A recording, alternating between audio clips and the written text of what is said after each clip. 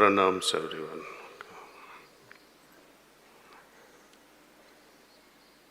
I'm very impressed with the kind of discipline now we are evolving into. Thank you. Thank you.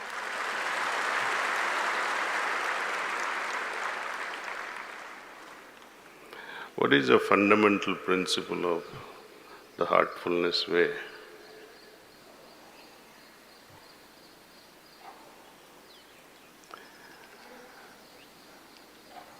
Lead a life in such a way that we don't form any impression. That is the core thing. Past samskars we have accumulated, it's not our business. Neither we are able to change our past impressions, past samskars. It's best they be surrendered to the great master and let him manage that. With utmost faith, of course. It's only when we have faith that this load of samskars gets reduced dramatically. Greater the faith, greater the level of surrender and openness of the heart, faster will be the dissolution of our own creation. Babuji's fundamental principle again, he said, if you want to bring in his creation, God's creation in your life, you got to end your own creation, meaning bring about your individual pralaya. Somewhere else he also mentioned to lead a life in such a way that you become living dead. That does not mean you die. You die to yourself, but you exist in the service of others. And when such is the case, when you are working for others, and especially the great master, there is no way one can form the impression. It was easy for Lord Krishna to say, surrender your actions and fruit of your actions to me. But Babuji found a very sahaj, very natural, easier path. And he says, work in the remembrance of your master. Think that he is working on your behalf.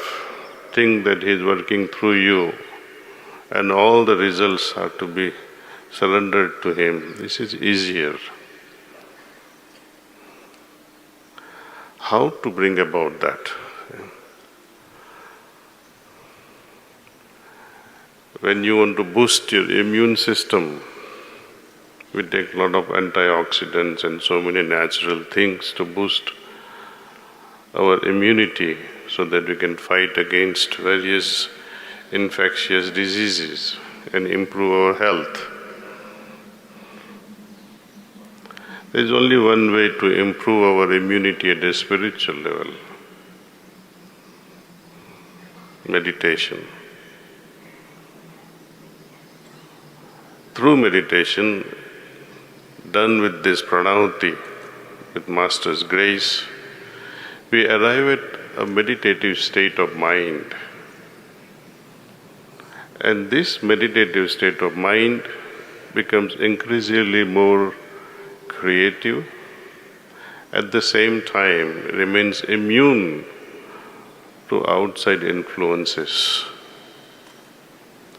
To the extent we entertain more and more of likes and dislikes, to that extent we will go on developing samskaras. Likes and dislikes dissolve when we are in a state of meditative mind. How can we create meditative mind? Not just by closing our eyes and ritualistically meditating, but meditating with joy. It's like meeting a beloved with a lot of joy.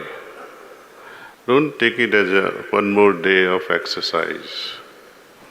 Even people going to gym for exercise, they're doing it with so much of gusto, they're doing it with so much of joy. But somehow people meditating become more and more serious, unfortunately.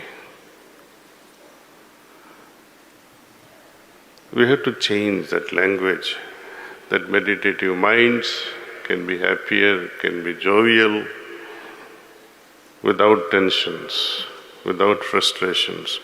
But I see more and people who are meditating, so-called meditating, are full of stress. Because if they were really meditating, how could they have stress at all? It only shows they are not meditating. They may be closing their eyes, trying to focus so hard to go within, trying to establish or bring about that samadhi-like state, just like that. More you try, more it will evade us. Simple thing is, submit everything whatsoever we have and become lighter. It's just a mental transfer. It's an attitude. The great Rumi, he said, when have I lost anything?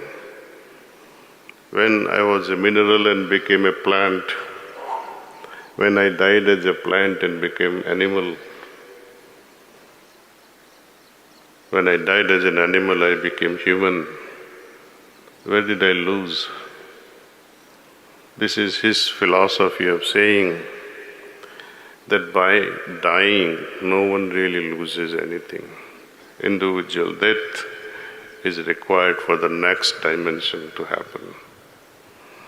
Babuji puts it very simply, human becoming humane, becoming divine. Most of us are at a very human level. With all the things that animal does, we also do. We have to become humane with all those positive qualities sages and saints talk about.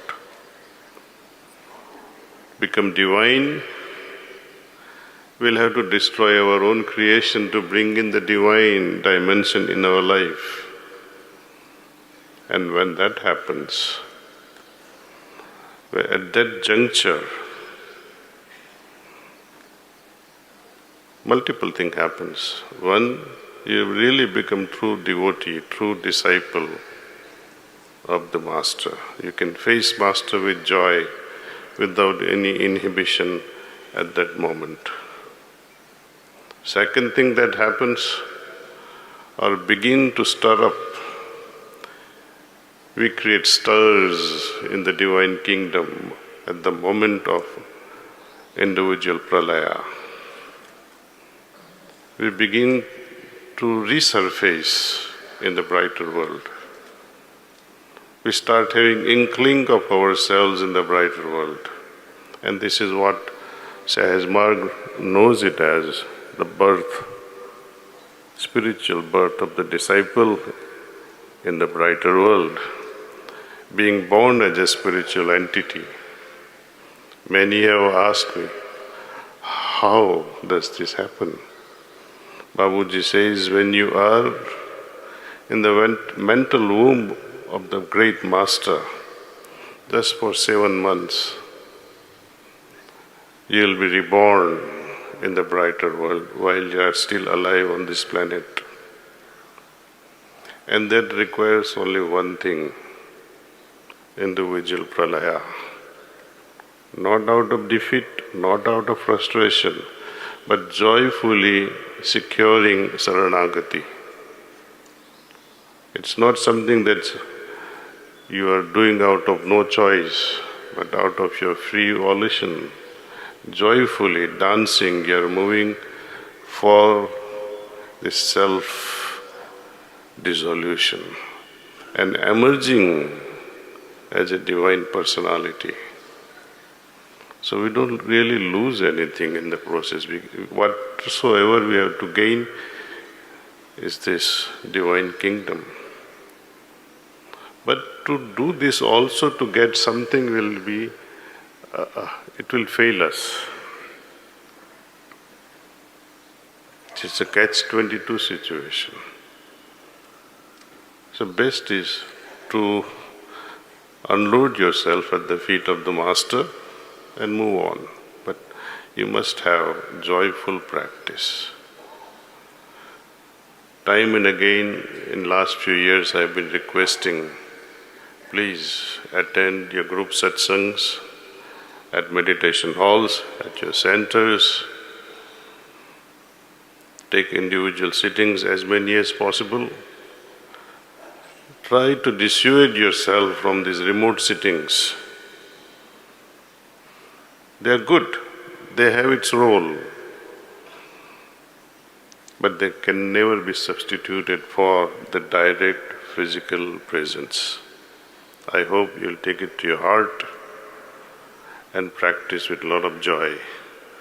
Thank you. Thank you so much. Thank you.